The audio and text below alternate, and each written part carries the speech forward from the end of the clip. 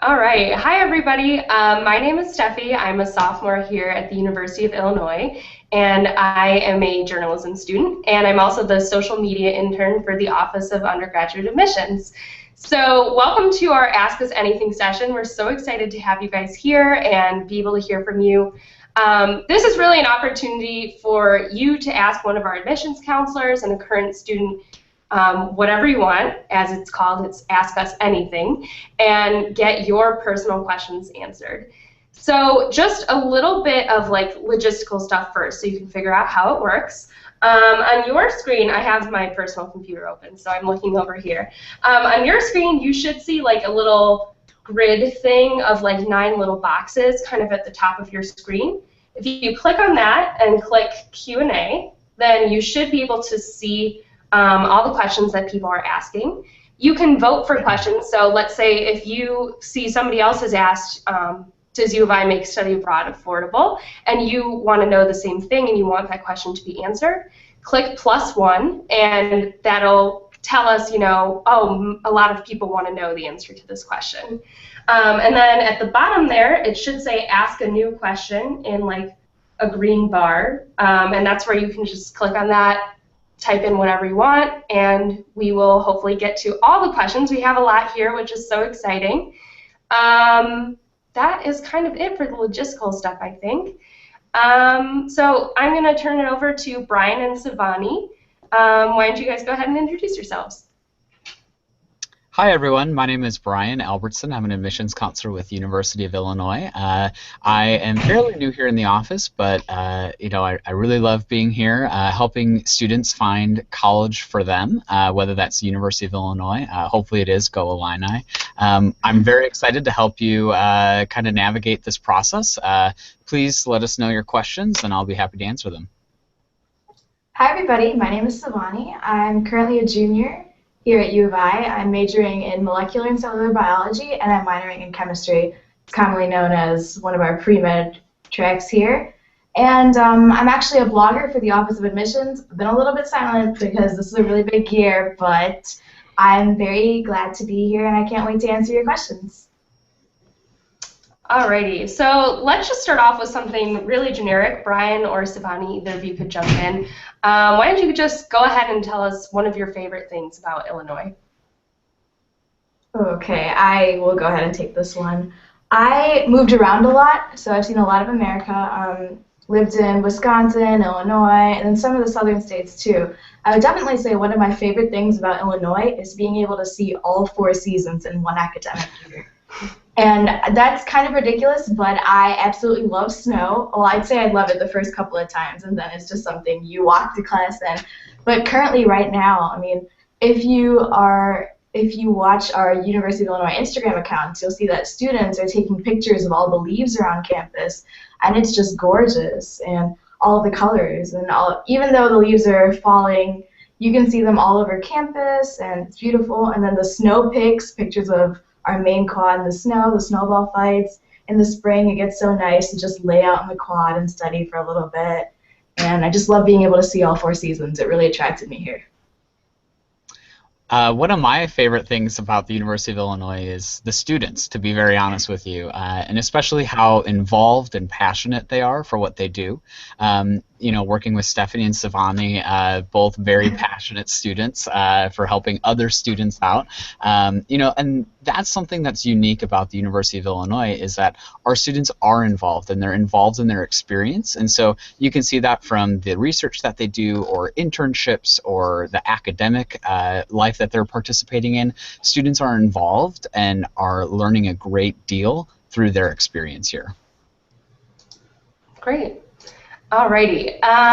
So I see a question here that is probably on a lot of people's minds. Hold on one second. I just had it.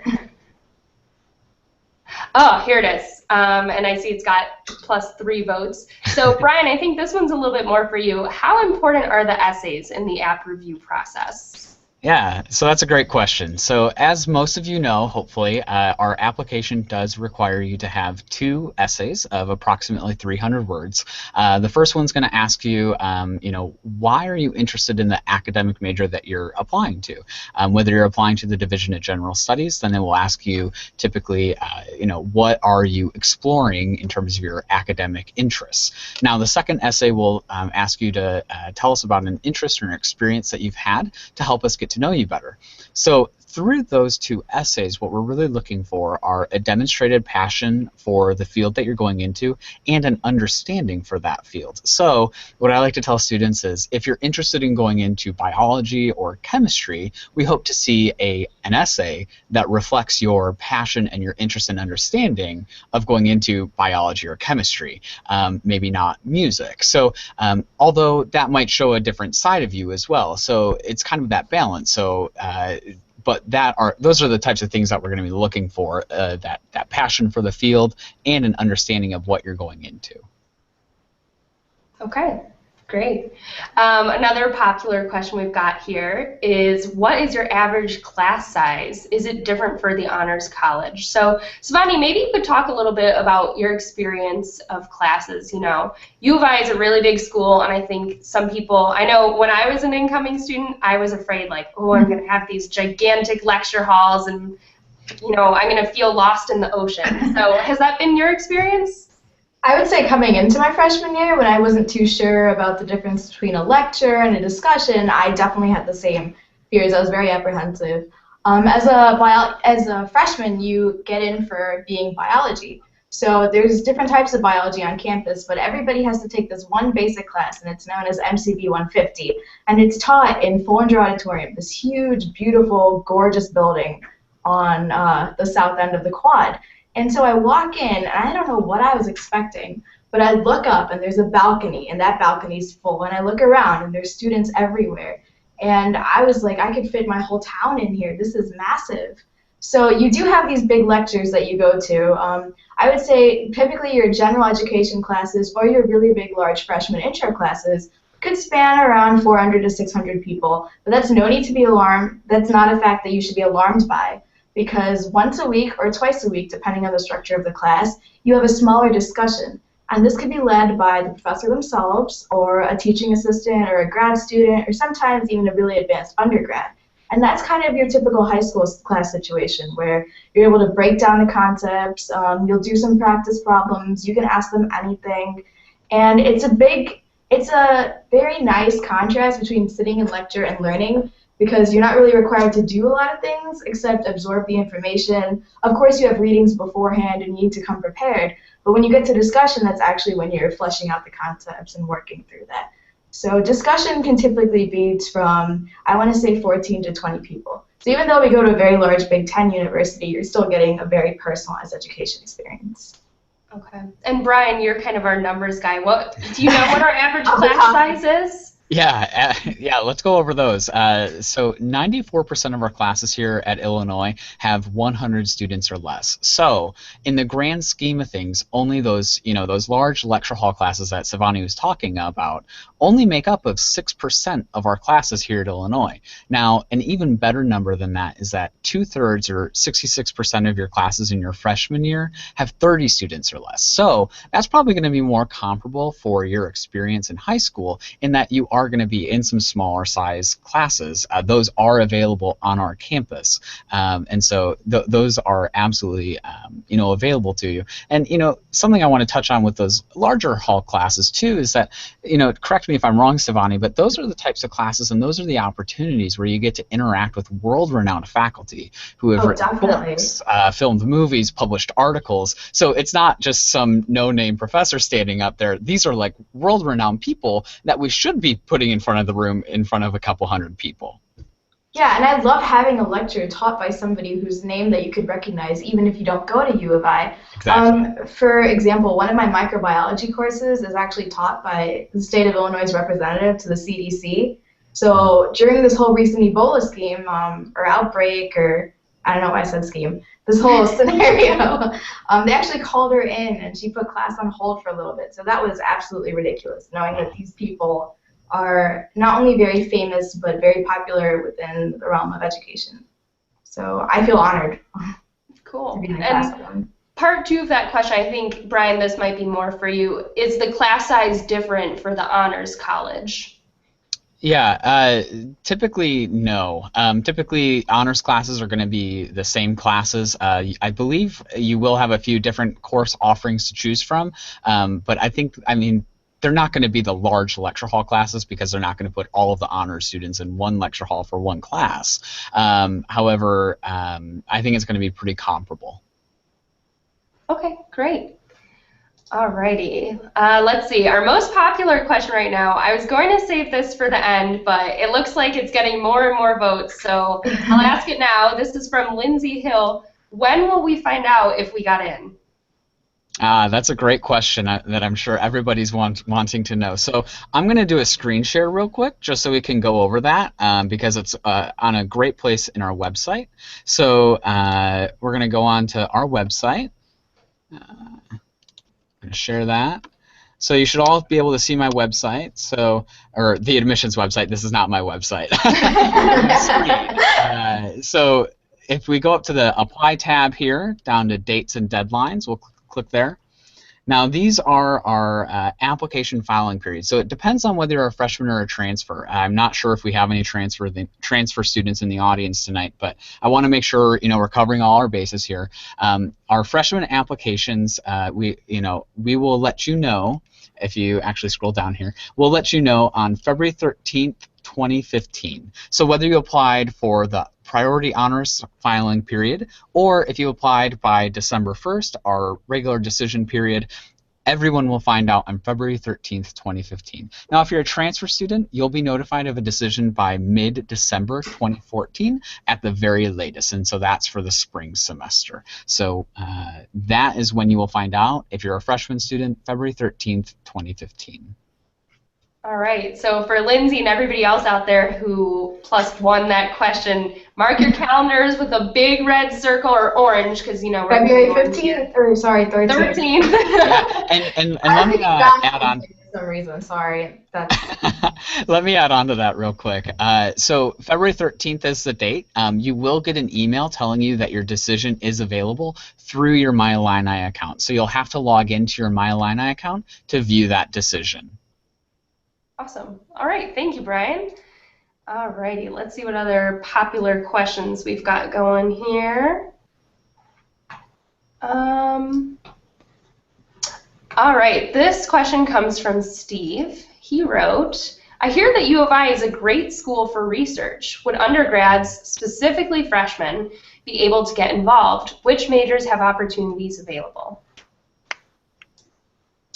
Okay, I guess I'll address this one. Hi, Steve. I actually had that exact same question when I was looking at colleges. I knew that U of I was a very large research institution. It's a research level 1, as we call it. And that definitely attracted me. And being a pre-med student, I was looking into doing more of the biological, maybe some human contact, typical medical thing research when I was applying here. I got here and I started looking my freshman year, and I realized that research is not just limited to your stereotypical STEM fields. There's research in every single respective college, every single major I can think of. You could do English research with a professor, you could do sociology research, there's internship-based research, it's everywhere. And it really is all about you, because what's the question you have? You're like, what is something that you would want to do research about? What are you passionate about? For me, that was working with people and understanding how the human mind works. So when I got to campus my freshman fall semester, I started looking around, going on the websites, reading some papers and books of the professors that I was interested in. And with I want to say things kind of fell into place. I got very lucky in the sense that I love what I'm doing. I love my lab, and I fell in love with it immediately. Sometimes you need to look around, and because there's so many different layers of research here, it's definitely possible to find something and then kind of fine-tune it and move on and jump. So I actually work in the Dan Simon's lab for visual cognition. It's a cognitive neuropsychology lab, and I love it. I wasn't really interested in neuroscience until I got here, and some of my molecular cellular biology courses, my psychology courses, all of my coursework is very relevant to that field. so I kind of jumped into it. And now I'm a junior working on publishing a senior honors thesis. So if you stick with the same lab and you're bound to find something that you like here, you can go very far. So, yeah. So just to add on to that a little bit, Sivani talked about how research happens across the disciplines here at Illinois. So whether you're in math or history, electrical engineering, bioengineering, you're able to do research. And so there's a really great resource. And when we say research, I think sometimes people think, oh, you're in a lab, you're doing some specific chemistry type of experiment. At least that's how I thought of research before, and it's very different. You could be interviewing somebody, and doing research. And so there's a neat resource. It's the Undergraduate Research Symposium Guide, and I'd like to share that with you all. So if you go on to, well, I'm gonna post it as a question, I suppose, and you can find it there because I think I'm supposed to put it in the showcase. But yeah, do you know how to do the showcase, Brian? I don't believe so. But okay. Hey, we'll put it in the question and answer, and well, maybe not. But if you Google search Undergraduate Research Symposium, University of Illinois, you'll be able to find a PDF document of all of these different research areas that students have been a part of in their undergraduate careers. So, there are a number of different things that you can do while you're here at Illinois, no matter what your major is. Great. Alrighty. Thanks for your question, Steve. Now we've got another popular one. I see there's a lot of questions coming up about ACT, and hopefully we can hit on all of them, but let's start with this one that's gotten a lot of votes. So Vishal wants to know, and I hope I'm pronouncing that right, Vishal wants to know, on the Illinois website, it states that the average ACT score for incoming freshmen in computer science is 32.3. Does this include students from only the College of Engineering or also students from the College of Liberal Arts and Sciences? So, I'm just reading that question over one more time just to make sure I understand. Yeah, no problem.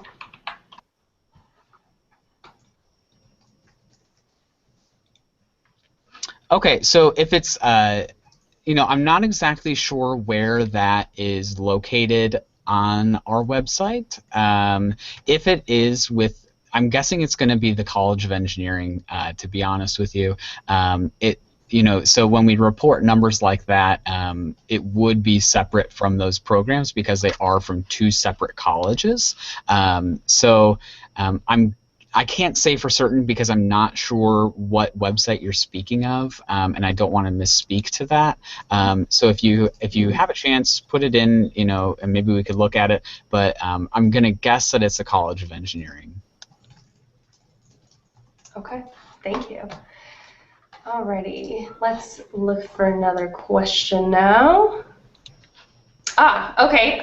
Here's another interesting one for you, Brian. Yep. This person wants to know what sort of bias is given to in-state students. So maybe I'm wondering, maybe they want to know like the ratio of in-state versus out-of-state or international. Sure. So that's a great question. So just to give you an overview of our in-state versus out-of-state and international numbers is that Illinois has enrolled 74% in-state students and 26% out-of-state and international students. So yes, the majority of students here at Illinois are in-state students. And we're a state-serving institution. Our name is Illinois. So you could guess that we do enroll a lot of state students. Now, in the review process, we always review students on the same level. So there is no necessarily bias in terms of students who are in-state versus out-of-state, right off the bat. So, the same standard is across the board for in-state and out-of-state students in the review process. Okay, great. Thank you. Sivani, I think hopefully you can speak to this a little bit, and if not, I know I can at least. Elizabeth would like to know about some internship opportunities. Cool. Hi, Elizabeth. I would say I haven't held any internships through U of I, but being a pre-medical student, it's very important for us to shadow physicians and get our hospital volunteering hours.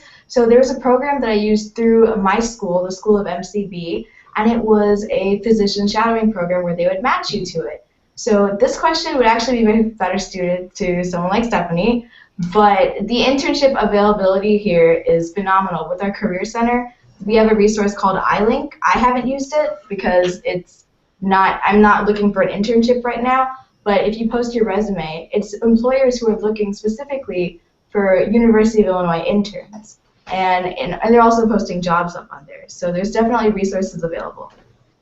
Stephanie, have you held any internships? Yeah, I could add to it a little bit, even though I'm more of the moderator person. But yeah, I'm in the College of Media. As I said, I'm a journalism student.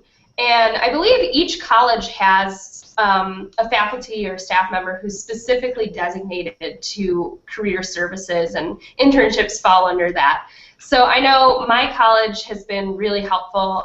You know, last year I got like tons and tons and tons of emails, and I still get quite a few with internship opportunities and things for you to consider applying to. In fact, I was just looking on my computer. I got one today I do have an iLink account, and our media career services person sent out an email today with at least like, oh my gosh, at least like 20, maybe more internship opportunities. So they definitely do a lot to try and help you get placed and get that experience. I'd say it's definitely something that was drilled in as being important as a media student. The more experience you have and can add to your resume and work on building those skills before you graduate, the more employable you're going to be. I had an internship. I'm only a sophomore, but I had an internship, you know, last summer right after my freshman year. And now I'm an intern at the Office of Admissions, and I love it. And, you know, both have been very great experiences, and I'm learning a lot. So, yay, internships.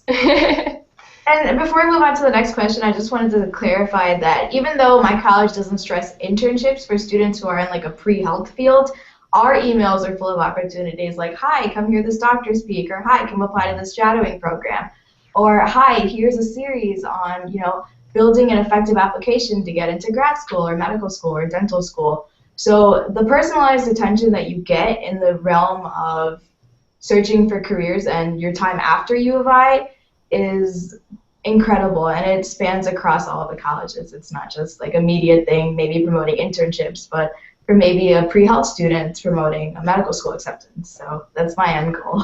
Yeah, and I think that's a great point too. The media career services person isn't just there for internships. Like Sivani was saying, they do send out opportunities to go hear from speakers or go to different workshops. I know our media career services person even like does this thing, it's like a resume blitz, so you can bring your resume and have her look over it. So anything really related to that. I did a mock interview before I interviewed for this internship. I did a mock interview with the media career services person, and I think it worked. I'm here. That's awesome. I plan on doing the exact same thing, except mine would be tailored for a medical school interview, and not just your standard. Sometimes medical schools will do multiple round interviews, and I've heard horror stories from some of my friends who have walked in and they've seen like 12 people just sitting in a room, and if it wasn't for a mock interview, they wouldn't have been prepared to answer things like that. So our career services are definitely top-notch here at UVI. Yes, I agree. Alrighty, so thanks, Elizabeth, for your question. Moving on. Brian, I think this one is for you mainly. How many scholarships are available to out-of-state students? Yeah, that's a great question, and brings up a great opportunity to talk about scholarships. Let's take a look at the scholarship website, just so I can show you directly where it's at. So, you know, maybe you can look at it now, and then, you know, if you want to show your parents later or somebody else, you know, then you can share it there. So if you go back to our admissions website, admissions.illinois.edu, you can see the URL up here at the top of my screen. Right there highlighted. So our scholarships is under our cost tab. You go on to cost and then to scholarships, and then it brings up this web page. Now, going down, you can see scholarship listings by freshmen and transfers in academic disciplines, and you can also see them by academic college. So if you go here, you can see in terms of, we have the freshman Illinois residents here up on top. Then if you go down, we do have freshman non-residents. So, and we also have the freshman Illinois residents and non-residents. So there are 2 available for out-of-state students. You're looking at $8,000 to $12,000 per year, and they are renewable for 4 years. And then this one is $2,000, the Matthews Scholars. So those would be available as freshman students. And I'd also recommend, if you're interested in a specific college, say the College of Engineering, you can see that students will still be considered for additional scholarships. College of Media, they list out what they have there. So depending on what you're interested in, which academic program you're interested in going into, I would highly recommend going to our website and kind of exploring that. Okay, great. Awesome. Thank you, Jeffrey, for your question. Let's see. Do we have any questions about like student life out there? You guys seem to be really stressed about admissions. Yeah, there's a lot of. I was there.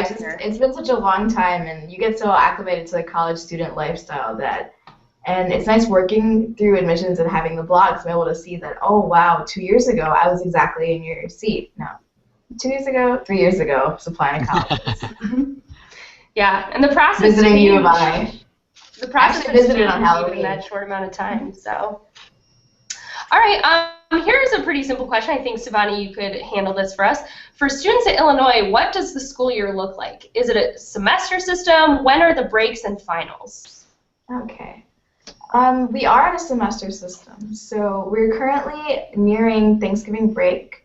I would say you start off the year, and Labor Day is usually a holiday, the first Monday. It's nice for me because my birthday kind of falls in that. So I take a nice little extended birthday weekend. So you have Labor Day, and then you're still at school, and then your first major break is Thanksgiving break. And unlike other schools that would do maybe like a 2 or 3 day fall break in between September we start in the end of August. In between that time, we get a week for Thanksgiving break, so that's really nice. It works out well for out-of-state students because they're able to fly home or drive home, depending on where they live. You come back and you have 3 weeks, but then you have finals, and then everything's better. You go on winter break. I want to say at least a 3-week winter break. So I typically just think of it as having a month. And that's beautiful. It's so nice to have a month off. And you're at home, you're hibernating with your family for the holidays. I'm from Illinois, so I just got that nice snowy weather and the Christmas trees and up. And then you come back in typically the last week of January. You have Martin Luther King Jr. Day off. And then you're working. Then you have spring break, which, like Thanksgiving break, is a week. And then after that, you come back 3 weeks until your finals, and then you're done. There are 2 summer sessions. I have never taken summer classes, so I'm not too sure how they work. I do know one is longer than the other. I'm sure all the information can be found in our academic calendar online at our website. Okay, great. Alrighty. I think we might have a bunch of business students watching out there. One of our most popular questions right now is, which major is more competitive and harder to get into? Business and engineering. Okay, so which major is more competitive and harder to get into? Something in the College of Engineering or in the College of Business? Yeah, it's a biased question. So that is a very good question.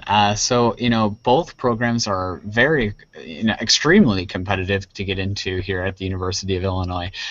Engineering, I believe, would be a little bit more competitive if you're specifically looking at the test scores that we are typically admitting students at. So if you look at our middle 50% ranges for the College of Engineering, that's going to be in between a 31 and a 34 on the ACT, or a 1430 and a 1510 on the SAT.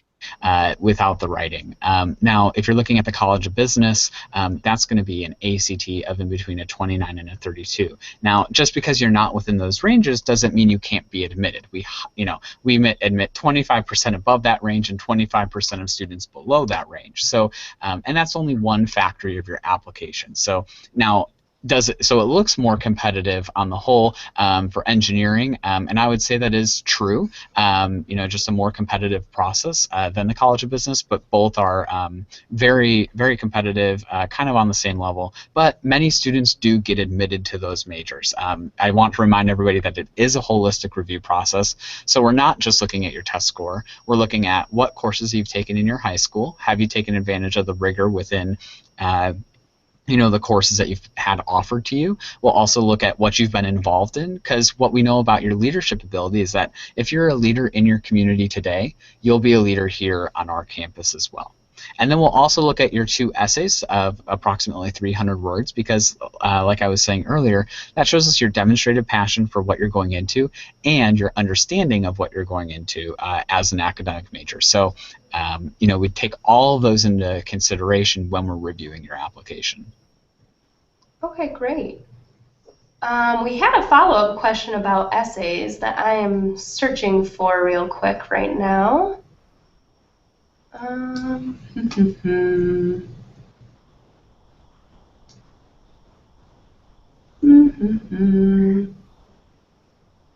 That's okay. We'll come back to that one if I find it. All right. Great answer, Brian. Thank you. Cool. We do have some more questions about student life. So, Sivani, you can speak to this. Do you feel that it's easy to manage fun campus life and academics? That's from Drew. Hi, Drew. I would definitely say it was something I had to work at.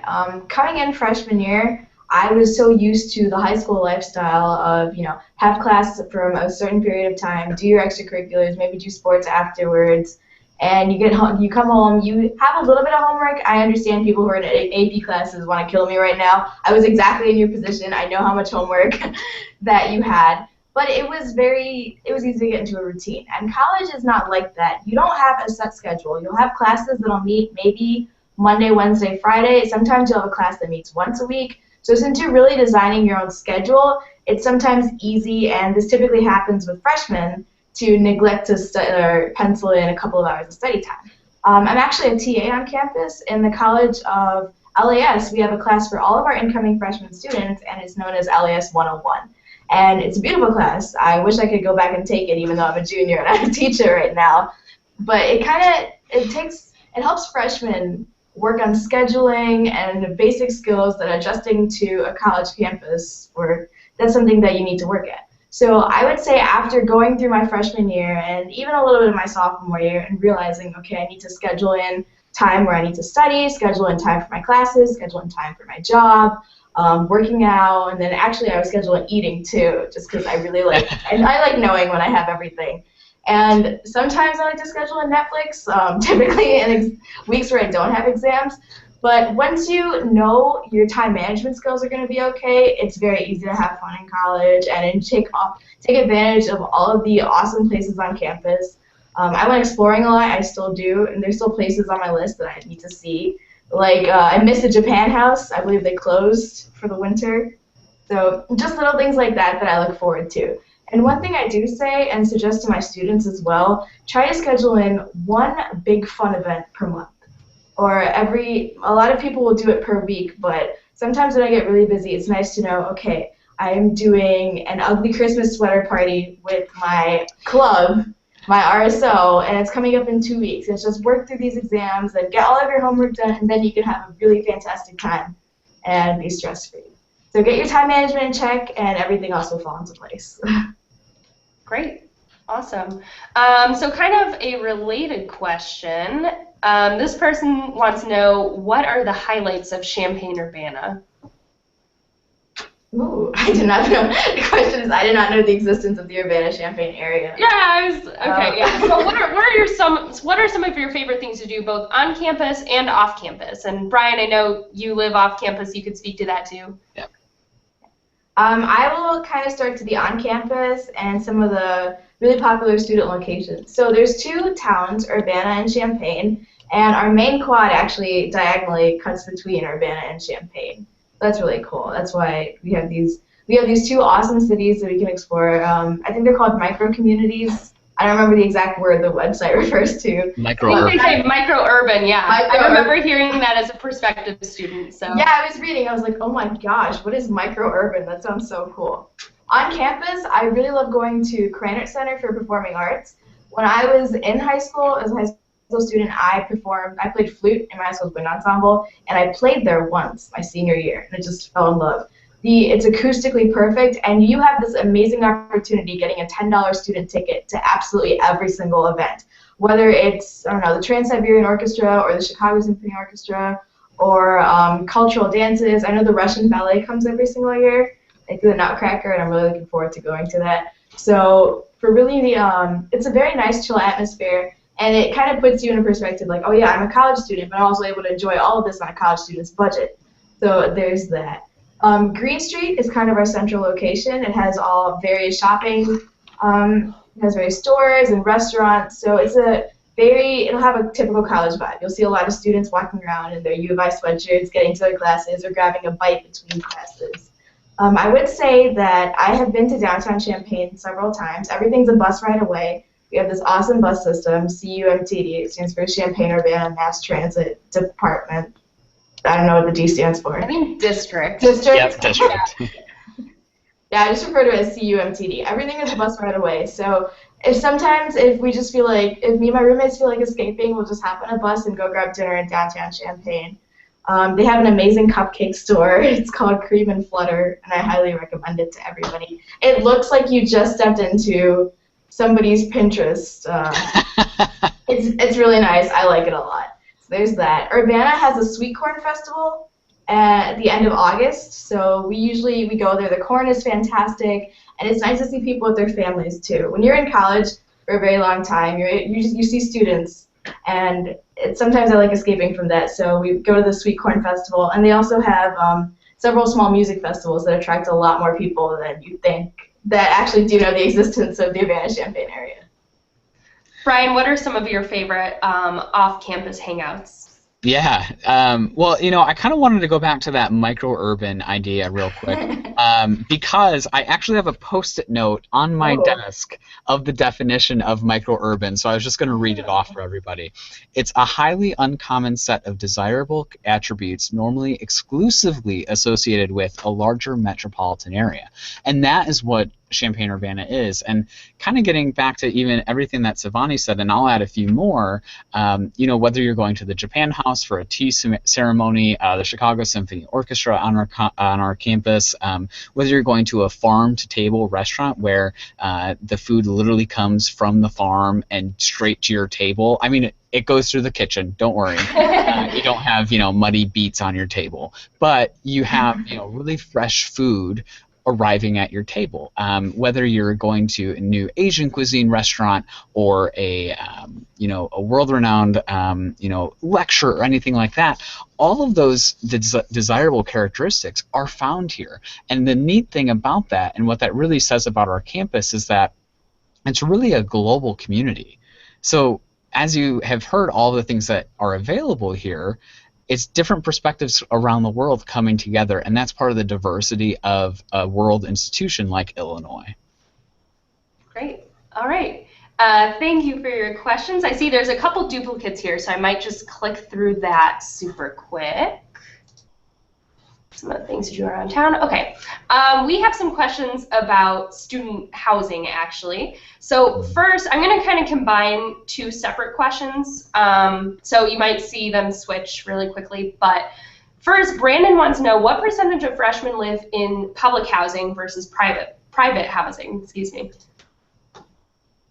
Sure. Let's see. In terms, so okay. Now I see the question. So we have, I believe it's about 75% of students will live in the residence hall system, so the university housing system, and so we have 19 different university housing residence halls. We also have 15 private certified housing areas, and about 25% or so would live in those areas. So let me just say the difference between those two: the university housing areas are owned and operated by the University of Illinois, and the private certified areas are not owned and operated operated by the university by a private area, but it is certified by the university as a safe place to live, and it counts for your first year live-on requirement here at Illinois.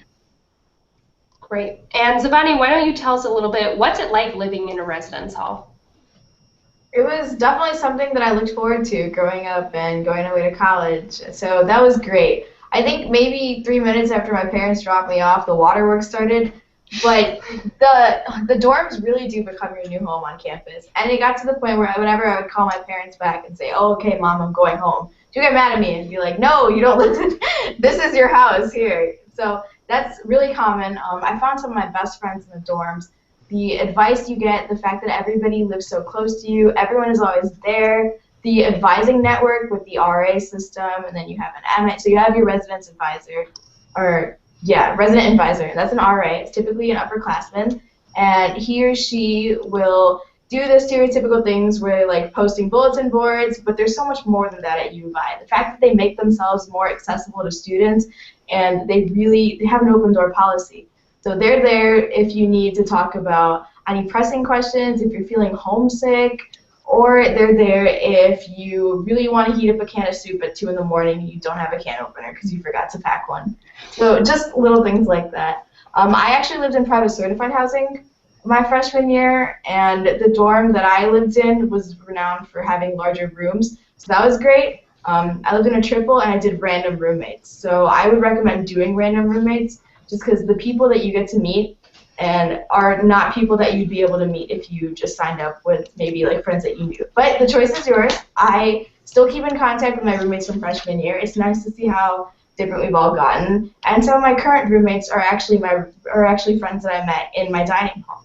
So that's great. The level of diversity that you would experience by living in a residence hall. You'll see students from like international countries. Oh, you'll also see the student who you went to high school with, depending on where you're from. That was one of the most striking things.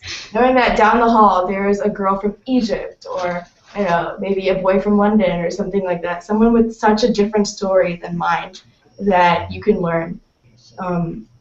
Pretty much anything. I would ask international students all these sorts of questions. How do you like the life here in America? How are you adjusting? Do you need any help adjusting? And the programs that are put on by your residence halls, you should definitely attend. Movie night, book club, just so many different things. And what I like about dorms here is each dorm has a distinct personality. So that was really cool. Some dorms and some living learning communities will play a role in that. They will help give their dorm a little personality. Like, okay, maybe I like art, or I like music, maybe I could look for dorms that have open practice rooms or things like that. Or maybe I like playing sports, maybe I should look for dorms that hold intramural rec leagues. So just do a little research and look in the dorms, and that'll personalize your experience here. Yeah, I guess I'll jump in here also so you can kind of get both perspectives. I lived in public housing my freshman year, and I actually did live in a living learning community. I lived in Leeds, which was more like leadership and service-based, and similarly to Sivani, I have to say, I met my closest friends there. We had a great sense of community. Everybody knew everybody.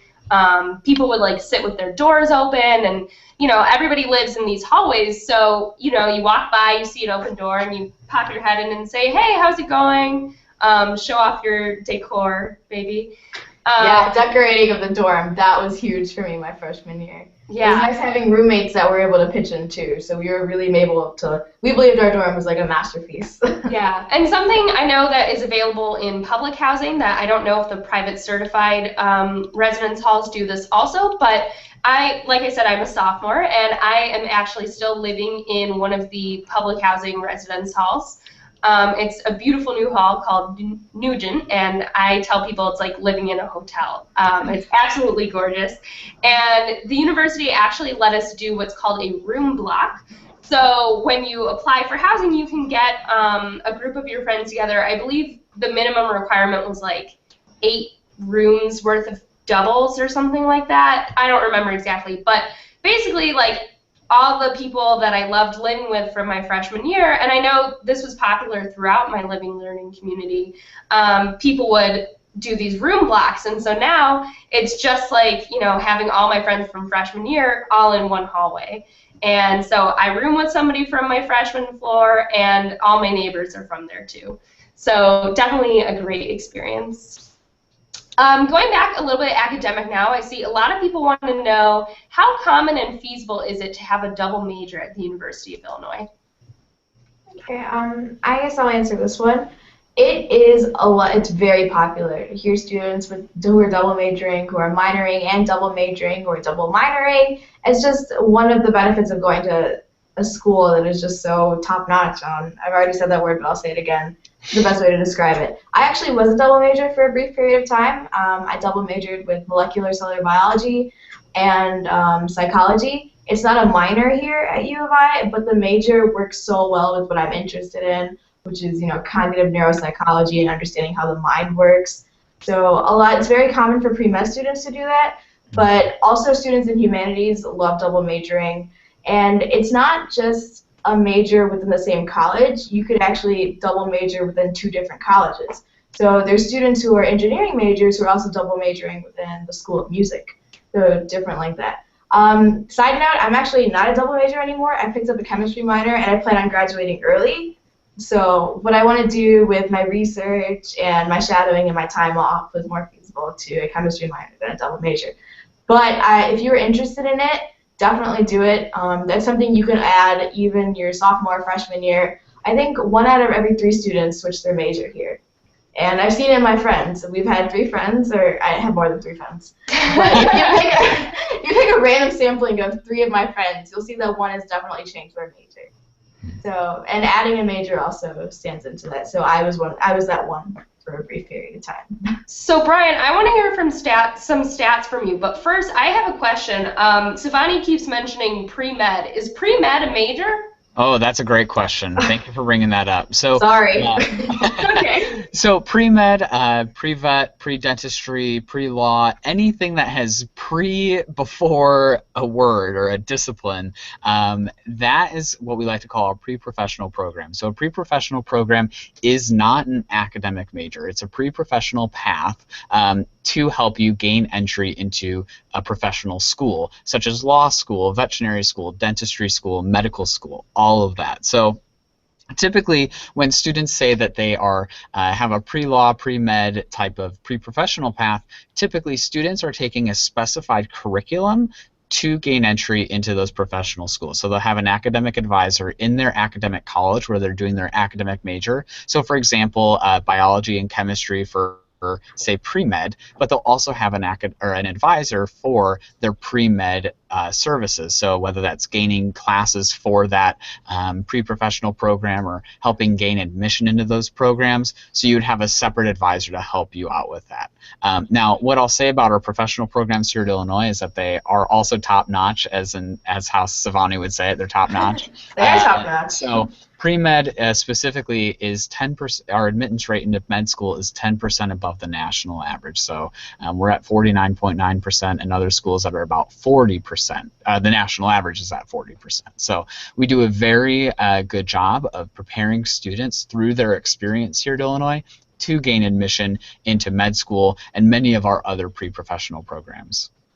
And as a student who is in those, before we move on to another question, as a student who is going through a pre-professional track, I much prefer it this way over than having a degree that just says pre-med. You're getting, here at U of I, you're getting your bachelor's in science or your bachelor's in arts in your field. So for me, that'd be molecular cellular biology. And what if I want to do more than that? That doesn't just pigeonhole students into choosing a pre-specific path. And crap, I just pulled my headphones out. It's okay. We're good. So I like having my pre-med advisor that I can go and talk to. I also like having my academic advisor, and I like having my research advisor who has guided me through, what my lab is doing in a different aspect to medical school. So there's so many different ways you can take it. When I say that I'm pre-med, I'm just telling you I plan on going to medical school. I'm not saying that that is on my degree in any way, and I'm not saying that those are the only classes I'm taking. Because being an LAS, you work on being a well-rounded student. So. Great. All right, so hopefully, Emily, I just popped your question up really quickly. Hopefully that answers your question about pre-vet versus animal sciences. Really quickly, we also have a question from Olga about nursing. Brian, I think you can answer this. She wants to know how the nursing program works and if the second 2 years are done at our UIC, University of Illinois in Chicago campus. Yeah, great question. So I'll just cover this very quickly. So if you're interested in nursing, you can apply to the University of Illinois at Urbana-Champaign, which is the campus you're speaking to right now. Typically, students will apply as undeclared or maybe in a different area, and then they will transfer to the University of Illinois at Chicago. However, they will still continue to take classes here on the Urbana-Champaign campus. So although you're transferring, you're still staying here in Urbana-Champaign, and so that would be a different process. You'd have to apply to University of Illinois at Chicago. If you do want more information, I highly recommend you call us or give us an email, just because there's some more details that we'd like to go over with you, just so we're on the right page with you. Okay, great. All right, I want to try and hit as many questions as we can in our last 10 minutes here. Study abroad opportunities. We've got a couple questions out there. Here's one from Roy who wants to know how the study abroad opportunities are, maybe what they are. Sivani, have you studied abroad? I have not studied abroad, but I still have time in my U of I career, and I'm actively looking into it. So I can talk a little bit about the experience. I'm not too sure on logistics. But what I can tell you is the majority of students on this campus who are interested in studying abroad will go in and do it because U of I makes it so accessible. So you have study abroad programs that count for your major, they can count for your minor. For example, there's a lot of students who actually get a Spanish minor will finish that up by taking a semester in Spain. So you can do your coursework overseas or wherever you plan on studying abroad and have that actually transferred to your major. So within my school, there were two programs. There's a program that puts you abroad in the United Kingdom for 1 year. There's also a program that puts you abroad in Beijing for a semester. I'm more interested, in a personal note, and I can say that because I want to say like the menu of study abroad programs is so customizable here at U of I that they offer study tours that you're in a class for either the fall or the spring semester. And you're taking that class for the semester, and if you were doing it over fall, for winter break, you can go on a study tour. Or if you did a spring semester, you can take the first 2 weeks of summer and go on a study tour. So you're basically learning about culture overseas. And those are some of the global studies programs. So you don't have to study abroad within your major, but if you are interested in that, there's certainly opportunities there. There's opportunities outside of your college. There's classes that work on developing. For instance, a really popular class I know is one that works on developing a water system overseas in Haiti. So they spend all the time designing it here. I think that's more of a bioengineering class, but it's one of those things that is open and you apply for it based on what you plan on doing, like an essay or something. Yeah, so just to add on to that a tiny bit, I've looked into study abroad also, and I know those study tours are cool. I believe they call them faculty-led. And I think an advantage to that is that if you're not comfortable, traveling by yourself and kind of doing your own thing, you do have a faculty member over there with you who's kind of helping you along and showing you the country. Brian, do you know stats again? Oh yeah. How many of our students study abroad? How many faculty-led programs are there versus not faculty-led? Sure. Well, I don't know that specific. However, I do know that we have over 400 programs in over 60 countries. We have students all across the globe on every single continent except for Antarctica right now. So unless you could do that if you wanted, yeah, probably start something. Yeah. So unless you want to go swimming with the penguins, we can get you there.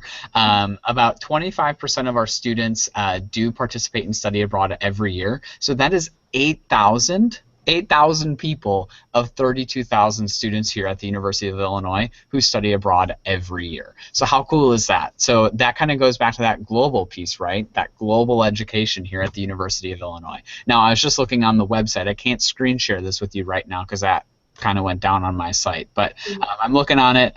There are different program costs associated to it, and we can help you make it affordable. So, there are higher cost areas like Western Europe, Tokyo, Sydney, Australia. Those are typically the more expensive programs. However, guess what?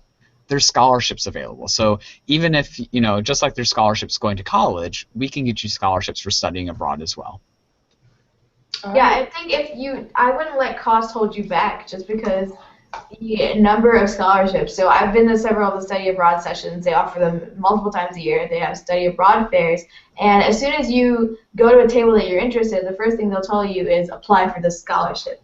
Because there's so many different scholarships that are aimed at the individual tours or individual programs that you plan on getting accepted into, that you have a higher chance of getting them naturally, as opposed to applying to general scholarships. But if you get those, or if you get a private scholarship or a research grant, those are also applicable. So, and I've actually, before we move on, I just want to say that with my friends who have studied abroad, it actually works out that it's more cost effective for them to study abroad than to come to U of I. So that's kind of an interesting fact. Oh, wow. All right, yeah, that is. Yeah, depending on the program you're going to. All right, great. I want to try and hit on maybe like 2 or 3 more questions, hopefully. Okay, we do have a little bit of confusion, Brian, about the honors deadline thing. Sure. So this person wants to know, I saw somewhere that even though students don't get into the honors program at the time of their application, they can reapply after the first semester of their freshman year as long as they meet certain GPA requirements. Is this true? Absolutely true. Okay, that was a pretty simple answer. Cool. Alrighty, let's see what else we have here. Oh, this is kind of a review question also, but will any decisions be released before February 13th? Excellent question. Absolutely not. So all decisions are going to come out on February 13th. So we understand that you submit your application very early and then you have this waiting period, but all students will find out their decision on February 13th, and so that's the big day. Mark that on your calendar. Good things come to those who wait, right? Yeah, patience is a virtue, right? Yes, exactly. Alrighty, let's see what else we can hit real quickly here. Oh, here's a great one to kind of end with as we're wrapping up. Who should we contact for specific / personal questions that we have about our applications? Excellent question. So if you're looking for your personal contact or your admissions counselor here at the University of Illinois, you'll need to log into your My Illini account, so that's where you apply for admission, see your campus visits, events in your area, and see your admissions counselor.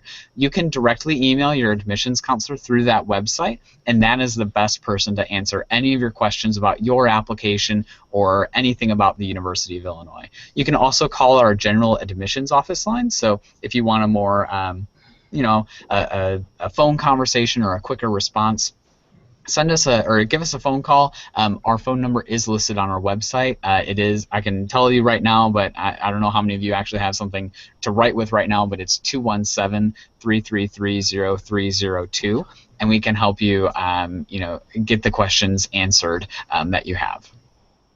Awesome. All right, we've got like 2 more minutes, so hopefully we can hit at least 2 more questions. Yeah. Where do we find out if our college credit classes, so I think that means like AP, IB, will transfer to the university? Oh, excellent question. So I'll answer this in 2 parts. So AP, IB, just type in those 2 letters into our search bar on our admissions website, and that will pop up how those classes will transfer. So for AP courses or advanced placement courses, we only accept 4s and 5s. Now it's going to depend on what classes you're going to get out of and where we're going to place you into a college level class. If you're asking about community college level courses or courses from a transfer institution, that is going to be through Transferology. So if you Google transferology.org, you'll have to make a profile, submit all of your classes, and you'll be able to see how those will transfer over to Illinois. Okay, and this person actually had a related question also. They said, if your school doesn't have any AP classes, will that be held against you? Oh, great question. So going back to that review process, we can only evaluate students within the context of their high school. So if you don't have any AP classes offered to you, we cannot hold that against you. So keep that in mind when you're applying to Illinois. Now, you can always think about, if you're a junior student and you're thinking about other ways to get involved outside of your high school and get those classes, think about going to your community college. Those courses may be available to you where you can take a calculus level class at the community college level, and that will look just as good as those AP, IB type classes. Okay, awesome. All right, I think this is going to be our last question because we are just about wrapping up. But thanks again to everybody who came and watched and asked questions. It's awesome to hear from you guys, and hopefully this has been really helpful to you. This person wants to know, back to the essay, they feel that 300 words is not enough to express themselves, but they did their best. Is there any extra essay they can do? Give us some secrets, Brian. Yes. Okay, so in terms of the essay, now I'll describe what approximately 300 words mean, because I think I also saw that in there as well. Yes. Approximately 300 words, really we're looking for 300 to 320 at most. So as an admissions counselor, we review every single application that comes through the university. So I read your essay once, if not twice, and then another admissions counselor reads it once, if not twice. So think about how many applications we review per day, per week, per year. Now, we can tell when someone is far and above 300 words. So please keep it to 300 words to 320 words at least most, because we'll be able to tell if it's any more than that, and then you risk us not reading your application or your essay part of your application. So make sure you're staying within that. We do have, if there is something that you have as a special circumstance or an extenuating circumstance, we do have a third optional essay for the application where you can explain that extenuating circumstance or the special circumstance that has affected you and your academic record. So that's available to you. However, in the general essay area, we do hope and urge you to stay within 300 words. Awesome. All right, I think that is going to be our last question. Again, thank you all for coming and watching and chatting with us. Real quick, Brian, anybody whose question didn't get answered, what do you recommend? What should they do? Yeah, absolutely. So if your question was not answered and you would like an answer to your question, I mean, I know what I would want my questions answered. Send us an email. Our email is admissions@illinois.edu.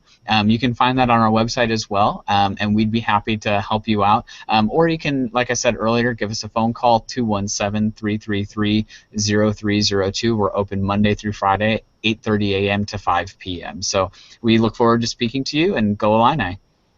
Awesome. All right, and Jeffrey, thank you for watching. I mean, you're welcome. We're doing this, and thank you for watching and being part of it, and hopefully we'll do it again soon. Have a great night, everybody. Good luck with your applications. Good luck, guys. See you on campus in the fall.